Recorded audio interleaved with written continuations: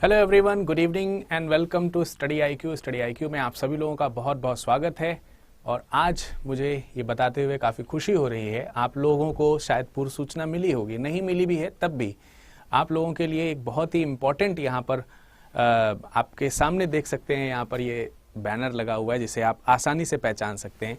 और इसमें उन लोगों के लिए खास खुशखबरी है जो खास तौर से अगर देखें तो स्टेट पीएससी की तैयारी करते हैं, किसी भी राज्य की, उत्तर प्रदेश, बिहार, राजस्थान, मध्य प्रदेश, छत्तीसगढ़ या फिर दूसरे स्टेट पीएससीज की अगर आप तैयारी करते हैं तो स्टडी आईक्यू अपने शानदार प्रदर्शन को स्टेट्स में भी कंटिन्यू रखने के लिए या आप लोगों की तैयारी में सहयोग प्रदान करने के लिए स्टेट पीएससी चैनल जो है वो लॉन्च किया है। और ये चैनल आज ही लॉन्च हुआ है और इसका लिंक जो है आप देखोगे तो नीचे डिस्क्रिप्शन बॉक्स में भी आपको मिल जाएगा, साथ ही साथ चैट बॉक्स जो आपका है उसमें भी इसको पिन किया गया है, तो आप वहां से जाकर के इसको तुरंत सब्सक्राइब कर सकते हैं और अपने मित्रों को भी बता सकते हैं कि ये चैनल जो है इसकी शुरुआत स्टडी आईक्यू के द्वारा की जा चुकी है। बहुत सारे स्टूडेंट्स इसका वेट भी कर रहे थे, तो आप लोगों के लिए बहुत ही शानदार चैनल को ध्यान रखना है। स्टडी आईक्यू पीएससी ये चैनल शुरू हुआ है, साथ ही साथ इसके बहुत ही शानदार फीचर्स हैं जिसके ऊपर हम आपके सामने डिस्कशन करेंगे। और उस डिस्कशन को आगे बढ़ाते हुए मैं आपको बताना चाहता हूं कि ये जो चैनल डिजाइन किया गया है इसका बेसिकली यानी मूल पर्पस क्या है, यानी कि मूल उद्देश्य क्या है, अगर उसको समझने का प्रयास किया जाए तो इसके लिए आपको यहाँ पर एक नज़र दौड़ानी पड़ेगी और ध्यान देना होगा कि आखिर जब हम पीएससीज की तैयारी करते हैं, जब हम स्टेट में सिविल सर्विसेज की तैयारी करते हैं, तो जो पैटर्न होता है उसमें जनरल स्टडी का रोल तो काफ़ी बड़ा होता ही है। कुछ स्टेट्स ऐसे हैं जिसमें सीसैट वगैरह भी हैं, उनको भी ध्यान में रखा जाएगा।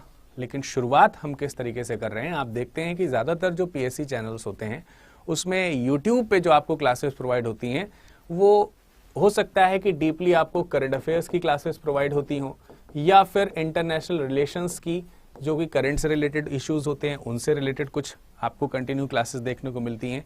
लेकिन subject wise and topic wise आपको बहुत कम क्लासेस आपको देखने को मिलेंगी। स्टडी आईक्यू इसमें आपकी हेल्प करने वाला है, खासतौर से स्टेट पीएससी चैनल पर।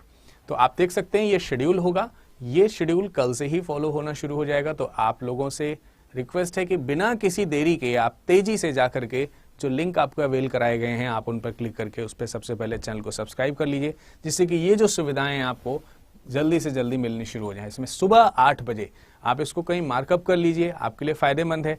शानदार फैकल्टीज जो हैं वो आपके लिए रेगुलर बेसिस पर सुबह 8 बजे जनरल साइंस की क्लासेस लेकर के आएंगे और ये शेड्यूल मंडे से लेकर के सैटरडे तक रेगुलर रहेगा, मंडे से लेकर के Monday to Saturday, right. Similarly आपका 9 AM पे 10,000 MCQs 10,000 MCQs की सीरीज हम लोग लेकर के आए हैं और ये सीरीज अपने आप में बेहतरीन होने वाली है, क्योंकि ये कोई नॉर्मल सीरीज नहीं होगी। इसमें ऐसे एक्सपेक्टेड क्वेश्चंस नहीं रखे गए हैं, बल्कि जिन किताबों से आप सिविल सर्विसेज की तैयारी करते हैं, जिन किताबों का रेफरेंस लेते हैं, जैसे पॉलिटी में हम लक्ष्मीकांत का लेते होंगे या फिर डिफरेंट किताबें हैं, कोई भी किताबें, BS खुल्लर की किताब आप लेते होंगे शायद ज्योग्राफी में, तो जो भी डिफरेंट बुक्स हैं अलग अलग, और वो भी एक सब्जेक्ट की जो एक से अधिक बुक्स जो भी अवेलेबल हैं, अलग अलग टीचर्स के द्वारा अपने एक्सपीरियंसेस से जो उन्होंने उनको पढ़ा है उनका सार देते हुए उनसे रिलेटेड MCQs आपको यहाँ पर सॉल्व कराए जाएंगे विद एक्सप्लेनेशन, राइट। तो ये भी आपका कार्यक्रम जो है वो मंडे से लेकर के सैटरडे होने वाला है और ये अल्टीमेट कार्यक्रम है, मतलब आपको बुक पढ़ना इजी हो जाएगा। कई बार आप बुक पढ़ते हो, आपको ये नहीं समझ में आता कि उससे क्वेश्चंस कैसे पूछे जा सकते हैं, तो बुक भी जो है आपके उसके क्वेश्चंस कैसे निकल करके आएंगे बुक पढ़ने के बाद, वो आपको यहाँ पे समझ में आएगा। देन यूपी के लिए अगर कोई स्टूडेंट यहाँ पर यूपी की तैयारी कर रहा है तो यूपी PCS के लिए, यूपी PSC की तैयारी करने वाले जो बच्चे हैं, सुबह 10 बजे उनके लिए जनरल स्टडी का सेशन रहेगा मंडे से लेकर के सैटरडे तक। और फिलहाल यहाँ पर मैं आपको इस पॉइंट पे छोटा सा मैं स्टार बना देता हूँ, इसके बारे में भी आपको एक और नॉलेज दूंगा या एक और बात बताऊंगा इस पर्टिकुलर यूपी PSC के लिए। अन्य सीरीज में अगर हम देखते हैं, राजस्थान में RAS, RPSC और जो दूसरे भी राजस्थान से जो सिविल सर्विसेज से रिलेटेड एग्जाम्स होते हैं उनकी प्रिपरेशन के लिए भी मंडे से लेकर के सैटरडे तक जनरल स्टडी की व्यवस्था होगी। अब ये जो जनरल स्टडी शब्द बार बार आ रहा है, इसमें आपको ध्यान रखना है कि ये जनरल स्टडी का मतलब इसमें history, geography, polity, economics, science, senses, map वगैरह जो भी आपके स्टेट से रिलेटेड जानकारी होती हैं, जो आपके एग्जाम पॉइंट ऑफ व्यू से ज़रूरी होती हैं, तो उसी एग्ज़ाम को ओरिएंटेड करते हुए ये सारी स्टडीज़ यहाँ पर कराई जाएंगी। साथ ही साथ 2 बजे अगर हम देखेंगे तो 2 बजे ऑल स्टेट पीएससी का जनरल स्टडीज़ आएगा। अब देखिए, ये जनरल स्टडी और ये जनरल स्टडी में छोटा सा डिफरेंस आपको देखने को मिलेगा। जैसे अगर हम बात करते हैं आरपीएससी में जनरल स्टडी की, तो ये राजस्थान की जो जनरल स्टडी के जो पॉइंट्स बनते हैं डिफरेंट सब्जेक्ट से, उन सब्जेक्ट्स को कवर करते हुए ये 12 बजे का सेशन होगा। साथ ही साथ 2 बजे वाला जो सेशन है, इसमें ओवरऑल जनरल स्टडी जो है, history, geography, polity, economics, science, जो ओवरऑल पूछी जाती है, जिसका स्टेट से रिलेशन नहीं होता है, जैसे पॉलिटी के कोई टॉपिक हैं, हिस्ट्री के कोई टॉपिक हैं, इंडियन एंड वर्ल्ड लेवल के, वो सारे आपको कवर कराए जाएंगे विद एमसीक्यू ऑल स्टेट पीएससीज में 2 बजे दोपहर में, राइट। इसके अलावा शाम को 4 बजे एक शो आपको मिलेगा जो कि एमपी के स्टूडेंट्स के लिए होगा, MP PSC general studies, Monday to Saturday आप यहाँ पे पार्टिसिपेट कर सकते हैं। 5 PM पे डेली करंट अफेयर्स होगी, एंड डेली करंट अफेयर्स बहुत आपको मालूम ही है, ज़्यादातर पीएससीज की बात करते हैं। एग्जाम्पल के तौर पर अगर हम यूपी पीएससी की बात करते हैं, एमपी पीएससी, राजस्थान पीएससी की बात करते हैं, तो इन सब में on an average 15 to 20 question जो होते हैं वो करंट अफेयर से रिलेटेड आते हैं। तो ये बहुत ही इंपॉर्टेंट सेशन है जो कि आपको इवनिंग में मिलने वाला है, ठीक है। और इवनिंग में आप ध्यान रखेंगे 5 बजे शाम को करंट अफेयर्स का सेशन रहेगा, और ये 7 डे शो है, मंडे से लेकर के संडे तक, यानी कि सैटरडे के एक दिन और आगे तक, क्योंकि संडे को भी इंक्लूडेड रहेगा। और अंत में रात में 8 बजे बिहार पीएससी की general study as per requirement जो भी सब्जेक्ट से रिलेटेड होती है वो आपको यहाँ पर कवर कराई जाएगी। तो आशा करते हैं कि आपको ये बहुत ही बढ़िया लगा होगा, बहुत ही शानदार लगा होगा सुन करके कि आपके लिए इस तरीके के इंपॉर्टेंट सेशंस स्टेट पीएससी का जो चैनल है स्टडी आईक्यू का, जो कि आज ही आपके सामने आया है, उसके लिंक आपके सामने प्रोवाइड किए गए हैं, आप उस पर क्लिक करके तुरंत ज्वाइन भी हो सकते हैं। अपने जो भी स्टेट पीएससी की तैयारी करने वाले स्टूडेंट हैं उन्हें इन्फॉर्म कर सकते हैं, उन्हें लिंक शेयर कर सकते हैं और उन्हें कह सकते हैं कि आप यहाँ पर पढ़ने आइए। तो आई होप कि आपका पूरा शेड्यूल जो है वो क्लियर हो गया होगा। एंड यही केवल शोज नहीं है, कुछ और शोज भी आएंगे या फिर दूसरे भी जो भी ज़रूरी आपको लगेगा, हम लोग इस पर लगातार रिसर्च करते रहेंगे। जो भी ज़रूरी होगा कि आपके स्टडी के पॉइंट ऑफ व्यू से बहुत इंपॉर्टेंट है, तो उसमें कुछ एड ऑन सर्विसेज जो हैं वो हम करते ही रहेंगे। आपकी तैयारी का पूरा ख्याल रखा जाएगा। अब बारी है, ये जो स्टार लगाया था मैंने यूपी पीसीएस के लिए, इस पर थोड़ा सा पॉइंट मैं आपको नज़र जो है डालना चाहता हूँ और वो रिलेटेड है इससे। ये यूपी में आपको लक्ष्य सीरीज आपको देखने को मिलेगी। अभी आपको मालूम ही है कि उत्तर प्रदेश में यूपी पीएससी का, यानी कि यूपी पीसीएस का जो एग्जाम यूपी पीएससी के द्वारा कंडक्ट कराया जाता है, इसका एग्जाम होने वाला है हाल ही में, और उसके लिए लगभग 1 से 1.5 महीने के आसपास का समय बाकी है। 12 जून को एग्जामिनेशन है। 12 जून को होने वाली जो परीक्षा है उससे पहले हमारा ये लक्ष्य है कि उसमें आने वाले करंट अफेयर्स का जो पार्ट है वो पूरा जो पिछले 1 साल का करंट अफेयर्स है, टॉपिक वाइज उस करंट अफेयर्स को हम आपके लिए कंप्लीट कराएं। टॉपिक वाइज करंट अफेयर्स का मतलब क्या है, जैसे आप यहां पर देख पा रहे होंगे, आज मैं उसका छोटा सा प्रेजेंटेशन आपके सामने लेकर के आऊंगा। रेगुलर क्लासेस आपको यहां पर मिलेंगी, जैसे कि आप ये देख सकते हैं महत्वपूर्ण योजनाएं, यानी यूपी में जो इंपॉर्टेंट स्कीम्स हैं, जो महत्वपूर्ण योजनाएं हैं, जो भी स्कीम्स हैं या प्लान्स जो इम्प्लीमेंट करवाए गए हैं गवर्नमेंट ऑफ स्टेट या पर्टिकुलर स्टेट या यूपी की तरफ से, उसको हम लोग यहाँ पर एनालिसिस करेंगे और उससे बनने वाले जो क्वेश्चंस होंगे उसके ऊपर डिस्कशन रहेगा। तो ये पैटर्न रहेगा डेली बेसिस पे। ये टिल एग्जामिनेशन आपका एक पॉइंट चलेगा। 12 तारीख को आपका परीक्षा होने वाला है, तो उससे उस समय तक हम ये टारगेट करेंगे कि लगभग 1 साल का पूरा जो करंट अफेयर्स है वो आपको हम कंप्लीट करा सकें। एटलीस्ट वो जो 20 to 25 क्वेश्चन करंट अफेयर्स के आते हैं, 20 से 22 क्वेश्चन, 20 से 25 क्वेश्चन, या जो भी आने को 15 क्वेश्चन भी आ सकते हैं, कोई उसमें कमी या ज़्यादा कम पैमाना एकदम फिक्स तो है नहीं, तो उसका मैक्सिमम प्रिपरेशन कराने का हम लोग यहाँ पर सोच रहे हैं। इसलिए जो आपका ये 11 बजे वाला 10 बजे वाला जो शो है, ये 10 बजे वाला जो शो है, ये आपको मंडे से आपके इसी चैनल पर देखने को मिलेगा, ठीक है। मंडे से आपको इसी चैनल पर देखने को मिलेगा, और इसमें हम लोग लक्ष्य सीरीज जो आपको यहाँ पर लेकर के आए हैं, इसका टारगेट यही है, लक्ष्य ही यही है कि हम आपको अच्छे से अच्छे तरीके से एग्जाम में मैक्सिमम मार्क्स गेन करवा सकें। तो आई होप कि आपको ये पॉइंट और ये प्रोग्राम समझ में आया होगा। इसी तरीके से प्रेजेंट टाइम में अगर आप देखोगे तो एमपी की एग्जाम्स की तैयारी करने वाले जो स्टूडेंट हैं वो एमपी में भी लक्ष्य सीरीज लगातार देख ही रहे होंगे और जल्द ही एमपी की जो सीरीज है वो स्टेट पीएससी चैनल पे कन्वर्ट हो जाएगी या आपको वहां पर देखने को मिलेगी। तो ये 2 जगहों पर आपको चल रही है क्योंकि इनके एग्जाम्स जो है वो नियर बाई आपको देखने को मिल ही रहे हैं। ये 2021 के लिए है और ये 2022 के लिए एग्जाम होने वाला है। ठीक है, तो चलिए शुरुआत करते हैं आज के सेशन की। और आज के सेशन में हम आपको एक योजना उत्तर प्रदेश की जो बहुत ही महत्वपूर्ण है उसका डिटेल डिस्कशन करते हुए आपको समझाने का प्रयास करेंगे। छोटा सा बट इंपॉर्टेंट सा सेशन होगा। कल से हम लोग क्या करेंगे, लगातार कई सारी जो पॉलिसीज हैं उन पॉलिसीज को यहाँ पर समझेंगे और साथ में बाद में अंत में हम उसके ऊपर कुछ क्वेश्चंस भी पूछेंगे। इसलिए आप लोगों को इस सेशन को ध्यान से देखना चाहिए। तो चलिए शुरुआत करते हैं। आज की योजना है उत्तर प्रदेश गोपालक योजना। देखिए नाम से ही आपको पता चल रहा है यहाँ पर उत्तर प्रदेश गोपालक योजना। ठीक है, तो गोपालक का मतलब ही क्या है, गाय पालन से संबंधित है। और आपको मालूम है, देखिए थोड़ा सा इस तरीके की चीज़ें हैं जो हमको यहाँ पर ध्यान रखनी ही चाहिए या देनी ही चाहिए कि जो गोपालन योजना है उत्तर प्रदेश की अगर हम बात कर रहे हैं, उत्तर प्रदेश की अगर हम बात कर रहे हैं तो यहाँ पर मुख्यमंत्री कौन है इस समय, योगी जी हैं। और योगी आदित्यनाथ जी के द्वारा चलाई गई जो योजना है उसका नाम यहाँ पर गोपालक योजना रखा गया है। लेकिन इसकी आवश्यकता क्यों पड़ रही है, इस तरीके के प्रोजेक्ट की आवश्यकता क्यों पड़ रही है, उसका रीज़न ये है कि भारत में उत्तर प्रदेश का भी एक ऐसा स्थान है जिसमें कृषि जो है वो काफ़ी प्रमुखता से अपनाई जाती है।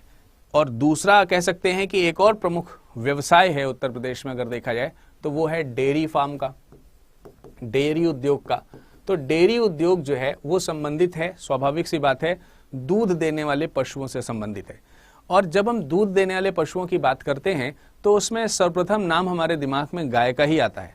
पर यहाँ पर भ्रमित नहीं होना है आपसे। एग्जामिनर जो है क्वेश्चन एग्जाम में जब पूछेगा या आपके क्वेश्चन पेपर में जो क्वेश्चंस आएंगे वो इस नाम के साथ आपके लिए भ्रम पैदा कर सकते हैं। कई लोगों को ये लग सकता है कि गोपालक योजना, अगर उन्होंने पढ़ा नहीं है तो उनको लग सकता है कि गोपालक योजना में सिर्फ गायों को ही शामिल किया जाएगा, ऐसा उन्हें महसूस हो सकता है। तो मैं आपको बता देता हूं कि इसमें सिर्फ गायों को ही शामिल नहीं किया गया है, क्योंकि डेयरी उत्पादन जो है वो दुधारू जो पशु होते हैं, दुधारू पशु अर्थात दूध देने वाले जो पशु हैं, दूध देने वाले जो पशु होते हैं उनसे रिलेटेड होता है ये व्यवसाय। तो उन दूध देने वाले पशुओं को इस योजना में शामिल किया गया है, कामधेनु योजना। और माना जाता है कि ये जो गोपालक योजना है ये इस कामधेनु योजना का ही विस्तारित रूप है। और सरकार का ये कहना है कि कामधेनु योजना के लिए जो बजट रखा गया था वो बहुत ज़्यादा था, इस वजह से वो योजना काम नहीं कर सकी और उसी योजना को हम दूसरी तरीके से शुरू कर रहे हैं और उसका नाम है गोपालक योजना। ठीक है, जिसको अच्छी तरीके से इम्प्लीमेंट करने का प्लान गवर्नमेंट ने बनाया था। अगर आप देखेंगे तो हमको यहाँ पर कुछ पॉइंट समझ में आएंगे कि वास्तविक रूप में ये रिलेटेड किससे है। आपको वो की पॉइंट्स पकड़ने हैं जो आपके एग्जाम में ध्यान आएगा, जिससे रिलेटेड आपसे एग्जाम में क्वेश्चंस पूछे जा सकते हैं। तो सबसे पहले तो मैंने आपको बताया कि ये योजना जो है वो डेयरी फार्म से रिलेटेड है। ठीक है, ये किससे रिलेटेड है, डेयरी फार्म से रिलेटेड है। डेयरी फार्म के निर्माण से लेकर के 10 पशुओं, अब यहाँ पर जब 10 पशुओं की बात आई तो यहाँ लिखा जरूर है गाय और भैंस, और आपने जहां जहां पढ़ा होगा वहां वहां गाय और भैंस ही हो सकता है लिखा हो। लेकिन मैं आपको और एक बात बता देता हूं, गाय और भैंस, हालांकि प्रायोरिटी इसमें गोपालन की है और भैंस के पालन की है, लेकिन इसके अलावा आप यहाँ पर यह भी समझ सकते हैं कि जो भी दूध देने वाले पशु हैं, अन्य जो भी दूध देने वाले पशु हैं वो भी इस योजना के अंतर्गत आएंगे। ठीक है, अगर आपने कोई ऐसे दूध देने वाले पशु पाल रखे हैं जो गाय और भैंस के अलावा भी हैं तो वो भी इस गोपालन योजना के अंतर्गत आ सकते हैं। पर वो उसमें आपको जो लाभ है उसके मिलने की संभावना थोड़ी सी कम हो जाएगी। कैसे कम हो जाएगी वो अभी आगे डिस्कशन करते हैं। तो आप देख सकते हैं गाय भैंस की खरीद तक पूरे डेयरी फार्म का बजट जो है वो 9 लाख है। तो आपको एक और की पॉइंट यहां से देखने को मिला। तो एक तो डेयरी फार्म मिला था, दूसरा की पॉइंट हमको समझ में आना चाहिए यहां से कि इसका जो लाभ जो मिल रहा है आपको, उसके लिए बजट जो तय किया गया वो कितना है, 9 लाख रुपए। और ये 9 लाख रुपए भी किस तरीके से डिस्ट्रीब्यूट है वो भी हमें ध्यान देना है। एक एक पॉइंट ध्यान से समझना है, क्यों कि ये जब क्वेश्चंस पूछे जाते हैं तो आपसे सीधा ऐसे पैटर्न पे क्वेश्चन रखा जा सकता है कि हाल ही में शुरू की गई उत्तर प्रदेश में गोपालक योजना के संबंध में निम्नलिखित में से कौन से कथन सत्य हैं। अब वहां पे 3-4 क्वेश्चन दे दिए जाएंगे। इस योजना में शामिल होने वाले पशुओं में केवल गाय और भैंस को शामिल किया गया है या केवल गाय को शामिल किया गया है। तो आपको ध्यान रखना है केवल गाय शामिल नहीं है, दुधारू पशु शामिल है। दूसरा पूछा सकता है इस योजना से संबंधित जो बजट है वो 10 लाख रुपया है, 20 लाख रुपया है, 9 लाख रुपया है, 9.80 लाख रुपया है, ऐसे करके चीजें क्वेश्चन में पूछी जा सकती हैं। और फिर लास्ट में पूछा जा सकता है आपसे कि उपरोक्त कथनों में से कौन सा या कौन से कथन सत्य हैं।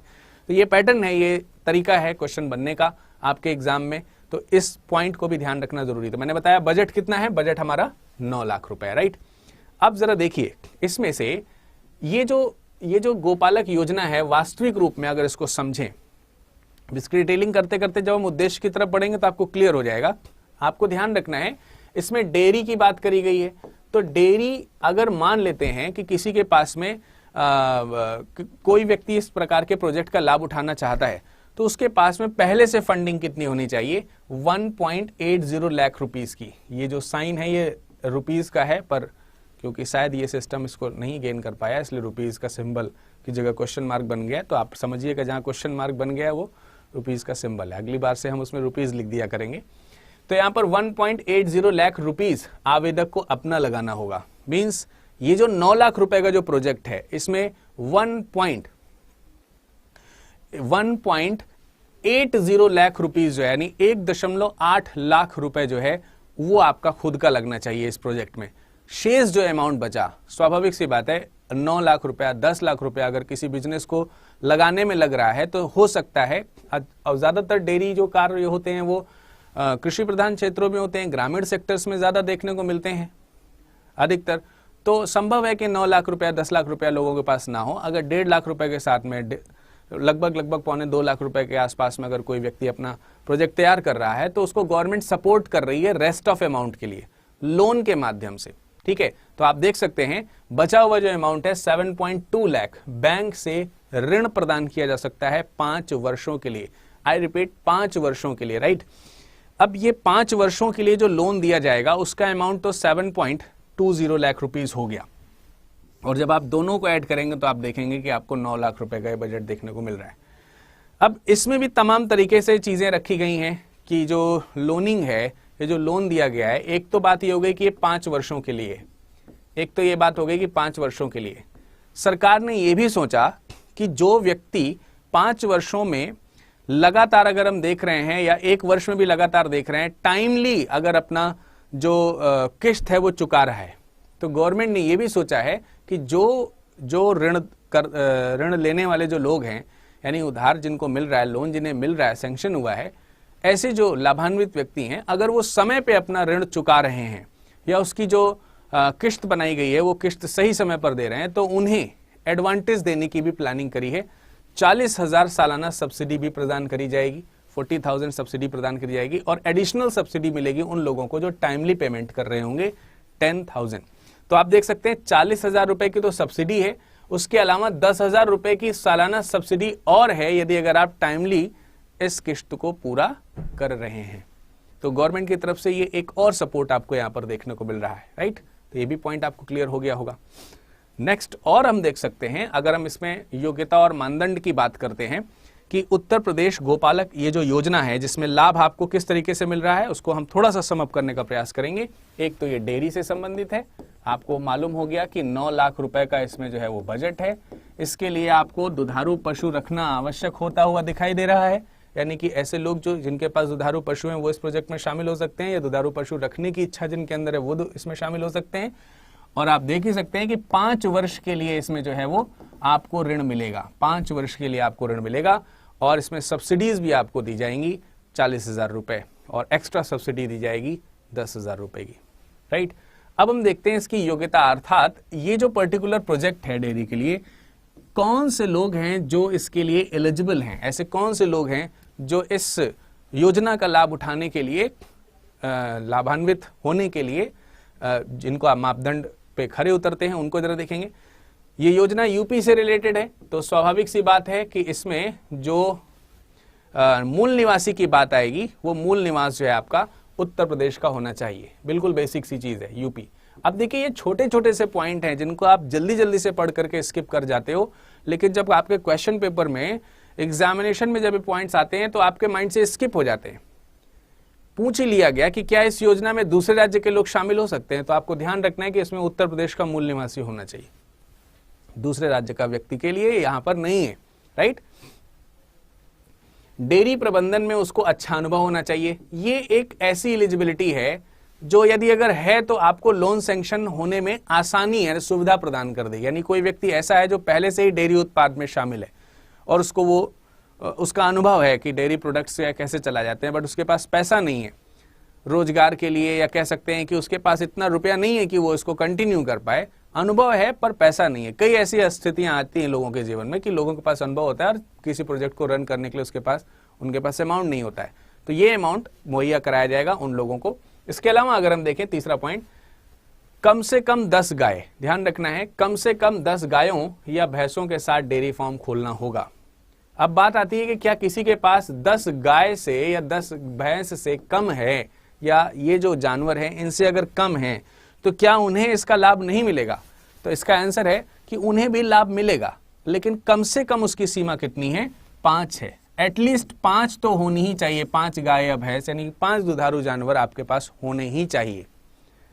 लेकिन ध्यान रखना होगा कि यदि अगर आपके पास में 5 पशु हैं, 5 पशुओं के साथ अगर आप इसको खोलना चाह रहे हैं, तो ये जो सब्सिडी का पार्ट मैंने आपको बताया था और ऋण का जो पार्ट मैंने आपको बताया था, ये आधा हो जाएगा। एक बार जरा यहां पर देखा जाए कि मैंने आपको बताया था कि 40,000 रुपए सालाना सब्सिडी प्रदान की जाएगी और 10,000 रुपए अतिरिक्त सब्सिडी का तो यहाँ पर लाभ नहीं है, लेकिन जो ऋण है आपका 7.20 लाख रुपीज का, वो ऋण जो है वो कम हो जाएगा, लगभग 3.60 रुपीज का हो जाएगा। तो आपको ये ध्यान रखना है कि वो ऋण जो है आधा हो जाएगा, आपका 3.60 के आसपास हो जाएगा, राइट। 3.60 लाख रुपीज का आपको एक ऋण मिलेगा। दूसरी बात, जो सब्सिडी है वो सब्सिडी 40,000 रुपए की जो आपको मिल रही थी, वो सब्सिडी भी आपकी कितनी की हो जाएगी? 20,000 रुपए की हो जाएगी। यानी कि 5 पशु के साथ भी आप इसे शुरू कर सकते हैं। पर मैं फिर से आपको बता देता हूं कि इसमें हो सकता है कि आपको, इसमें यह भी संभव हो सकता है कि अगर कोई ऐसा व्यक्ति आया है जिसके पास में ये एलिजिबिलिटी है और एक आप गए हैं जिसके पास में ये एलिजिबिलिटी है, तो प्रायोरिटी उस समय इसको दे दी जाएगी। प्रायोरिटी जो है वो उस समय किसको दे दी जाएगी? जिसके पास 10 पशु होंगे, राइट। क्लियर हो रही बात? इतना समझ में आ रहा होगा। अब अगर हम और आगे की बात करते हैं, ये तो आपको पॉइंट समझ में आ गया ना कि ये आप आधा ऋण हो जाएगा आपको और सब्सिडी भी आपको आधा मिलने लगेगा। या यूं कह सकते हैं कि आपको जो सब्सिडी की किश्त है वो केवल एक ही बार मिलेगी, दोबारा नहीं मिलेगी। सिंपल सी बात है। अब अगर हम यहां पर देखें योग्यता एवं मानदंड में और भी चीजें अगर हम देखने का प्रयास करें, तो हमको देखने को मिलेगा कि इसमें कौन से व्यक्ति और पार्टिसिपेट कर सकते हैं? ऐसे जिनकी वार्षिक आय, यानी कि वार्षिक आय यानी इनकम भी आपका देखा जाएगा। और इसका मतलब ये हुआ कि जब आप फॉर्म अप्लाई करने चलेंगे तो इनकम सर्टिफिकेट आपको देना ही पड़ेगा, वरना कैसे पता चलेगा कितनी इनकम की व्यक्ति के लिए ये बात करी जा रही है? ये बात करी जा रही है 1 लाख रुपए से जिसकी इनकम वार्षिक कम है, अर्थात ऐसे बेरोजगार जिनकी इनकम जो है वो 1 लाख रुपए वार्षिक से कम है और उनके पास अगर 10 गाय हैं या 10 गाय रखने का प्रयास कर रहे हैं, 5 या 5 से अधिक, कम से कम 5 होना चाहिए, तो वो इस गोपालक योजना के जो भागीदार हैं, लाभार्थी हैं, वो हो सकेंगे। जो पशु होंगे वो पशु मेले से खरीदे जा सकेंगे, चाहे वो गाय हो या भैंस हो या फिर कोई अन्य दुधारू जानवर हो, आप इसे पशु मेले से खरीद सकते हैं। इसके अलावा पशुओं का स्वस्थ होना बहुत जरूरी है। ध्यान रखना है, पशुओं का स्वस्थ होना बहुत जरूरी है। ऐसा नहीं है कि आपने अभी 10 गायों के साथ या 10 जानवरों के साथ में आपने उसको ले लिया प्रोजेक्ट को, और उसमें से 5 गायें जो थी या 5 जो जानवर थे दूसरे दुधारू, वो जो है बीमार थे और आने वाले सक्सेसिव ईयर्स में बड़ी जल्दी उनकी डेथ हो गई, तो अल्टीमेटली जो रिजल्ट आने वाला है वो तो फिर निगेटिव हो जाएगा। आप टाइम से किस्त नहीं चुका पाएंगे, सरकार को इस पर नुकसान होगा। इसलिए जब आप ये लेने जाओगे तो आप पशुओं का भी बीमा वहां पर दिखाना पड़ेगा ही आपको। तो अपनी जमीन होनी चाहिए प्रोजेक्ट को डील करने के लिए, ठीक है। पशुओं का बीमा कराया हुआ होना चाहिए, मैंने अभी थोड़ी देर पहले बताया। और सबसे बड़ी बात यह है कि पशुपालन की जब बात करी जा रही है, देखिए कई लोग लालच में आकर के ये काम कर सकते हैं और बाद में पशुओं पर अत्याचार करने लगे या उसकी देखभाल सही से नहीं कर रहे हैं कि हमें तो सरकार ने लोन दे ही दिया है।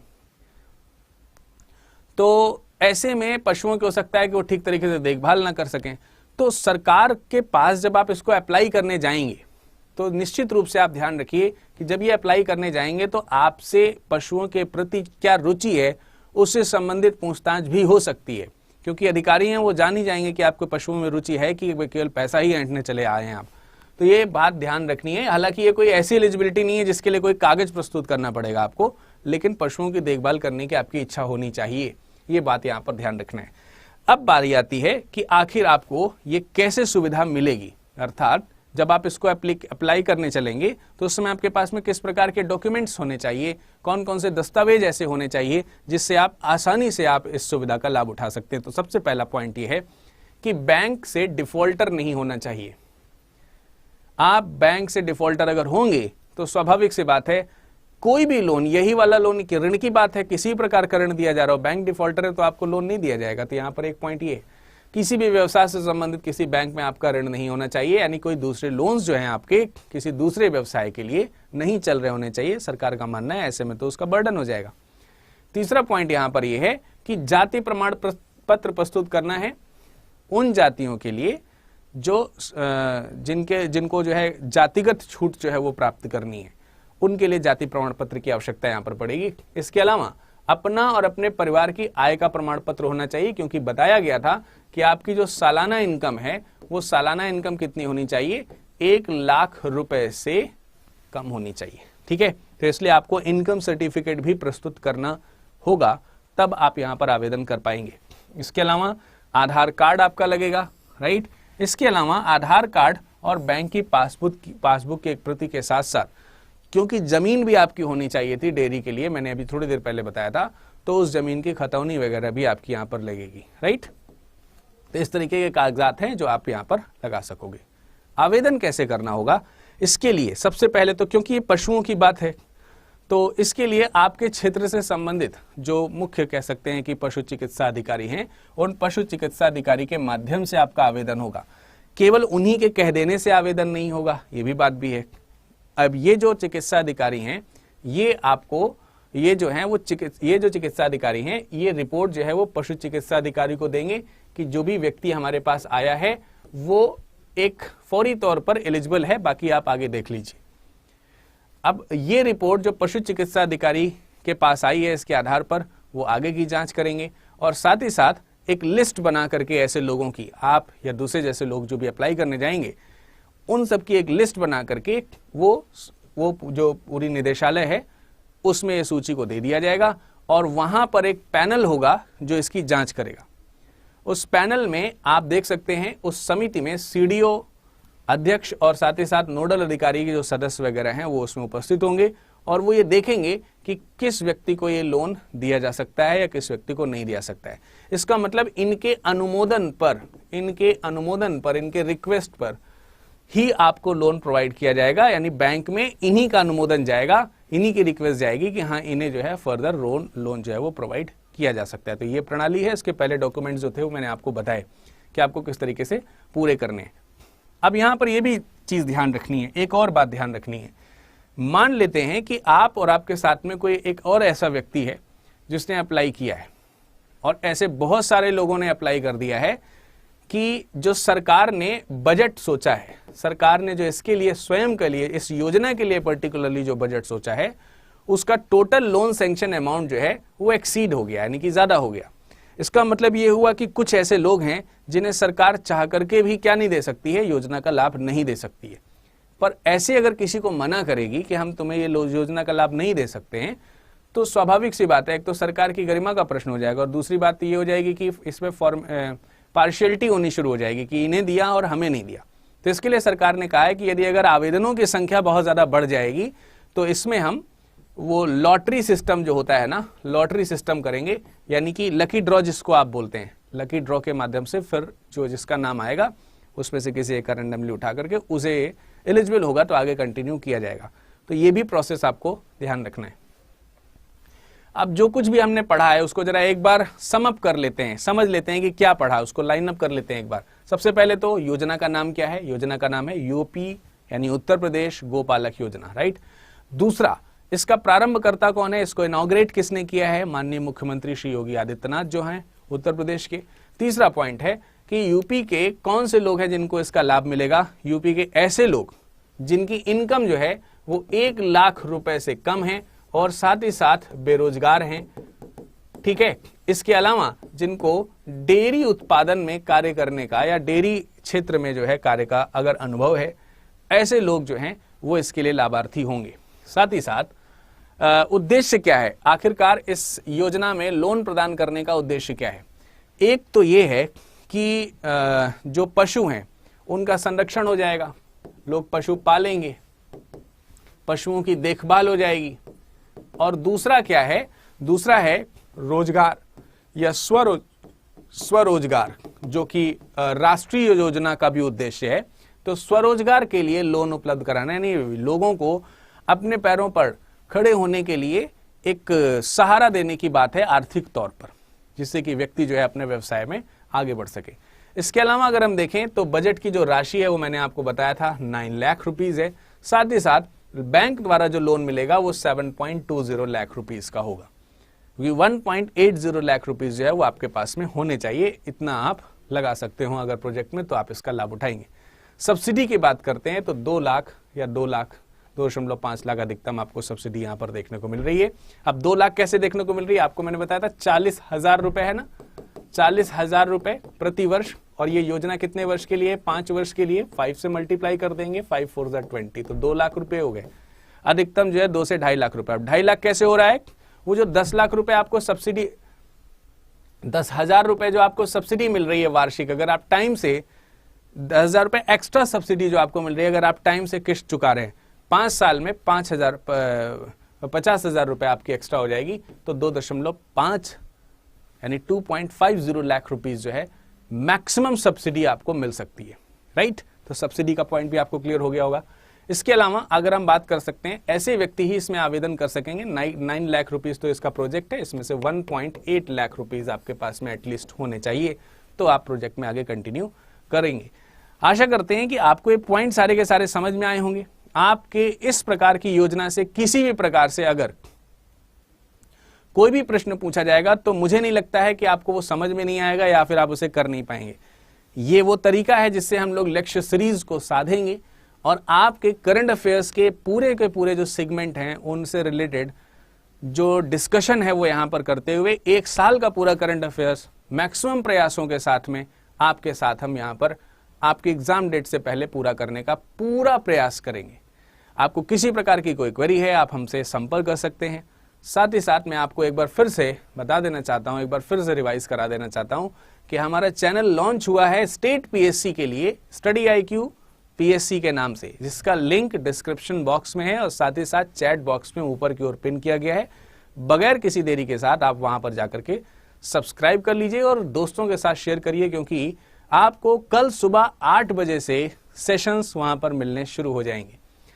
साथ ही साथ एक बार फिर से मैं आपके सामने शेड्यूल रख देना चाहता हूं। जिन बच्चों ने अभी तक शुरुआत में नहीं देखा था इसे, वो इसका स्क्रीनशॉट लेकर के आराम से इसकी प्रिपरेशन कर सकते हैं। इनके बारे में मैंने आपको बताया था। और जो लोग अभी अभी जुड़े हैं वो एक बार वीडियो को शुरू से जरूर देखिए, जिससे कि उन्हें पता चले कि इसके बारे में मैंने आपको क्या डिटेल बताई थी। तो अब जो है आपका जो SDM बनने का सपना है, स्टडी IQ उसे जरूर पूरा करेगा और हम पूरा अथक प्रयास करेंगे आपके लिए इस जो आपके जो सपने हैं उसको साकार बनने की योजना हम